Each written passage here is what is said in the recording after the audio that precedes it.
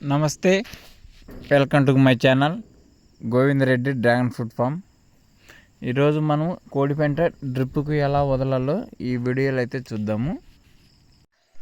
ఈ కాయలు అయితే జూన్ 29 తేదీ పూసిన పూలకైతే ఈ కాయలు చాలా అద్భుతంగా ఉన్నాయి. 2 నెలల నుంచి కూడా వర్షాలు అయితే ఇప్పటికి కూడా లేవు, మాకు ఒక్క పదును కూడా లేదు. అయినా కానీ సైజు పర్వాలేదు, అనుకున్నట్టుగానే 3.5 టన్ను అయితే ఎకరాకు వచ్చాయి. ఆల్రెడీ ఒకసారి కాయలు అయితే కోసాము, మళ్ళీ రెండో రౌండ్లో కాయలు ఇవి. ఫస్ట్ రౌండు రెండో రౌండు ఒకటేసారి వీడియో తీసింటే ఇంకా చాలా అద్భుతంగా కనపడేటివి. జైన్ వెరైటీ చాలా అద్భుతమైన కాపు ఇస్తుందని మీకైతే నిరూపిస్తున్నాను. వాతావరణ పరిస్థితులు తట్టుకొని చాలా అద్భుతంగా ఉంటుంది. ఇలా కాయలు కాసిన తోటలోంచి వేరే రైతులకు కూడా ఇవే కొమ్మలు ఇస్తే వాళ్ళకు కూడా ఇవే దిగుబడులు వస్తాయని నేను మీకు ఇలా చూపిస్తున్నాను అంతే. కొత్తగా పెట్టేవాళ్ళు మీరు సరైన మొక్కలు తీసుకోకుంటే చాలా బాధపడవలసి వస్తుంది. మీరు ఎవరి దగ్గరైనా మొక్కలు తీసుకున్నా మీకు మంచి సలహాలు ఇచ్చి మీ నెంబర్ సేవ్ చేసుకొని ఎప్పుడు ఫోన్ చేసినా రెస్పాన్స్ అయ్యే విధంగా ఉండాలి. ఇక టాపిక్లోకి వెళ్తే, నేను 20 ప్యాకెట్లు కోడిపెంట అయితే తీసుకున్నాను. ఒక్కో ప్యాకెట్కి 20 కేజీలు వస్తుంది. ఒక్కో డ్రమ్ములో నేను 10 కేజీలు అయితే వేసాను. 4 డ్రమ్ములకి 2 ప్యాకెట్లు అయితే వేసాను. ఇలా కోడిపెంట వేసి నేను 200 లీటర్లు డ్రమ్కి ఫుల్గా నీళ్ళు పట్టేసి ఒక రోజంతా నానబెట్టి ఇలా రోజు ప్రొద్దున్నే సాయంత్రం కర్రతో తిప్పుతాను. ఈ డ్రమ్ములో ఇంకా బ్యాక్టీరియా కూడా మనము కలిపి వాడుకోవచ్చు, ఎందుకంటే ఇది కూడా ఆర్గానిక్ కాబట్టి దీంట్లో కూడా మనము బ్యాక్టీరియా ట్రైకోడెర్మా, సూడోమోనాస్ లేకుంటే ఏపీ బ్యాక్టీరియా 20 లీటర్లు మిగిల్చుకొని దీంట్లో పోసుకుంటే కూడా సరిపోతుంది. దీంట్లో కూడా బ్యాక్టీరియా డెవలప్మెంట్ బాగా అవుతుంది. 24 గంటల తర్వాత ఇలా మనకు ఒక లేయర్ ఏర్పడుతుంది. ఆ లేయర్ మనకు పైన లేయర్ అంతా తీసేసుకుంటే కూడా మనకు బాగా ఉంటుంది. ఎందుకంటే పై లేయర్ అలాగే ఉంటే మనకి డ్రిప్ ఇవ్వడానికి మనకు వీలు కాదు. పై లేయర్ మాత్రమే తీసేయండి, కింద అలాగే ఉంటుంది. ఇలా పిండుకొని కన్నా తీసేయండి, లేదా పైన లేయర్ అంతా తీసేయండి. అది కూడా ఒక చోట పెట్టుకోండి, అది మనకి చెట్టుకి ఏదైనా కానీ తరమవుతుంది. పై లేయర్ అంతా తీసేసి మనకి ఇలా తయారవుతుంది. కోడిపెంటలో ఉండే రసం అంతా మనకి వాటర్ లేక వస్తుంది. మనం ఇలా 3 నుంచి 4 రోజులు లేకుంటే 5 రోజులు కూడా పెట్టుకొని మనము డ్రిప్కి ఇడుచుకుంటే కూడా చాలా మందులు అయితే తగ్గిపోతాయి మనకు డ్రిప్ మందులు.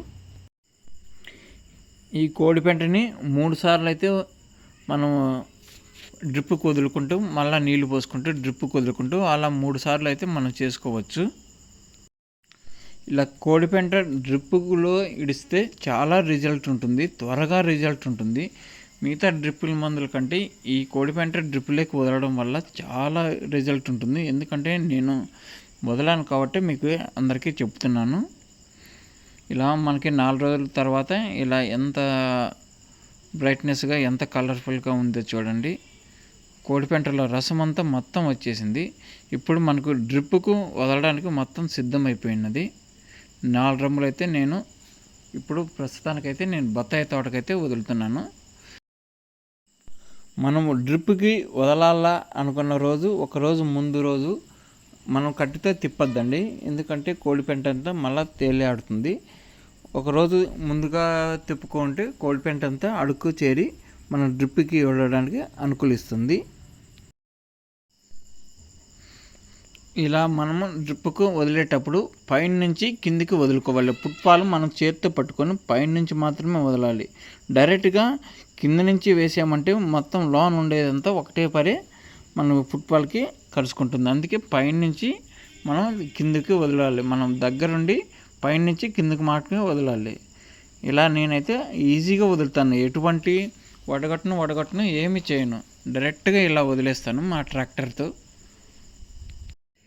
ఇలా కోడిపెంట డ్రిప్కు వదలడం వల్ల మీ మొక్కలు స్పీడ్గా గ్రోతింగ్ వస్తాయి, ఓన్లీ డ్రాగన్ ఫ్రూట్కే కాదు, మేమైతే చీనీకి కూడా వదులుతున్నాము. మీరు కూడా కాయగూరలకు వదులుకోవచ్చు, మిగతా పంటలకు ఏదనగానే వాడుకోవచ్చు. చాలా గ్రోతింగ్గా బాగా ఉంటుంది కాబట్టి నేను మీకైతే చెప్తున్నాను. ఫ్రూట్ సైజు రావడానికి కూడా ఇది చాలా తోడ్పడుతుంది. మనకి డ్రిప్ మందులు సగం ఖర్చులు అయితే తగ్గిపోతాయి. నేను గొడ్డ కట్టి డ్రిప్కి అయితే వదులుతున్నా కాబట్టి మీకు ఎటువంటి పార్టికల్స్ కూడా మనకు డ్రిప్లోకి పోకుండా ఉంటాయి. చూడండి, మీరు ఇప్పుడైతే మీకు చూపిస్తాను కొద్దిగా. చూడండి, ఎటువంటి పార్టికల్స్ కూడా లేవు.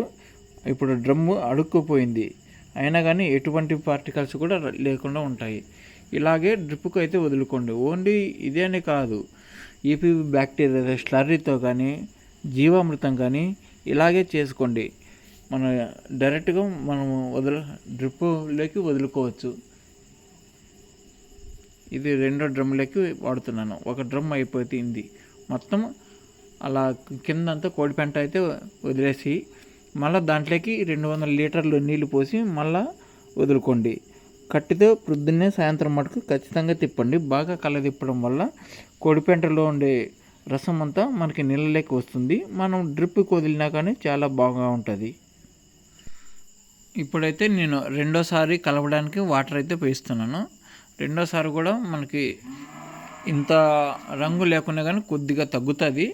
మనం రెండోసారి మూడోసారి కూడా డ్రిప్కి అయితే వదులుకోవచ్చు. ఇప్పుడు చూడండి, రెండోసారి మనం డ్రిప్కి అయితే వదులుతున్నాం. ఫస్ట్ సారి తయారు చేసిన దానికి రెండోసారి తయారు చేసిన దానికి కొద్దిగా కలర్ అయితే తగ్గింది. మనం అలా 3 సార్లు అయితే వదులుకుంటే మొత్తం కోడిపెంటలో ఉండే రసం అంతా మనకి నీళ్ళలోకి వచ్చి మనం డ్రిప్కి అయితే వదులుకోవచ్చు. ఇలా పెట్టుబడి చాలా వరకు రైతుకు తగ్గుతుంది. కోడిపెంట కూడా కొనలేని పరిస్థితిలో ఉన్న వారికి ఇలా ఇది కొద్దిగా కొనుక్కొని కూడా మనం డ్రిప్కి అయితే వదులుకొని పెట్టుబడి అయితే చాలా తగ్గుతుంది. కోడిపెంట డైరెక్ట్గా వేసే బదులు కొన్నాళ్ళు మనము ఎక్కడైనా నీళ్ళలో డీకంపోజ్ చేసి మళ్ళీ డ్రమ్లోకి వేసుకుంటే ఇంకా చాలా బాగా రిజల్ట్ ఉంటుందని నా అభిప్రాయం.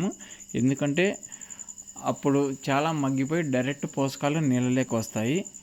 మనము కోడిపెంట డైరెక్ట్గా వేయడం వల్ల నీటి కంటే తక్కువ తేలుతుంది కాబట్టి వేస్టేజ్ అంతా బయటికి ఎక్కువ వస్తుంది. అందుకే మనము డీకంపోజ్ చేసి వాడుకుంటే చాలా బాగుంటుంది.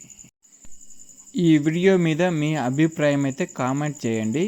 ఈ వీడియో నచ్చితే లైక్ చేసి వేరే రైతులకు షేర్ చేయండి. మీకు కాకుండా వేరే రైతులకన్నా ఖచ్చితంగా ఉపయోగపడుతుంది. మీరు ఏదో ఒకటి కామెంట్ అయితే చేయండి. ఎందుకంటే నా వీడియోలు మీకు అసలు నచ్చుతున్నాయో లేదో నాకైతే ఇప్పటికి కూడా అర్థం కాలేదు. ఇలాంటి వీడియోలు చేయాలంటే మీ ఎంకరేజ్మెంట్ అయితే నాకు చాలా అవసరం. మీ ఎంకరేజ్మెంట్ వల్ల నేను ఇంకా కొత్తగా మీకోసం ఏదైనా వీడియోలు అయితే చేస్తాను ఉంటాను. Please subscribe, share and like. Thank you.